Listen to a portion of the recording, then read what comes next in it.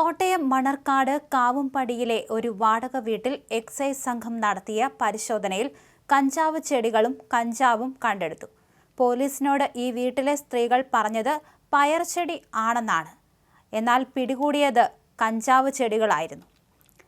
പയറാണെന്നോർത്താണ് നട്ടത് എന്നാണ് ഇവർ പറഞ്ഞത്. ഏലപ്പാറ സ്വദേശികളായ ബിബിൻ എന്നയാൾ വാടകയ്ക്കെടുത്ത വീട്ടിൽ നിന്നാണ് 5 കഞ്ചാവ് ചെടികളും 5 ഗ്രാം കഞ്ചാവും എക്സൈസ് സംഘം കണ്ടെടുത്തത്. ഇയാൾ ഇവിടെ കഴിഞ്ഞ 1 മാസമായി താമസിച്ചു വരികയായിരുന്നു. കഞ്ചാവ് വളർത്തുന്നതിനൊപ്പം ഇവിടെ വലിയ രീതിയിൽ കഞ്ചാവ് വിൽപ്പനയും നടന്നിരുന്നതായി എക്സൈസിന് വിവരം കിട്ടി. ബിബിൻ മുൻപും അബ്കാരി കേസുകളിൽ പ്രതിയായിട്ടുള്ള വ്യക്തിയാണ്.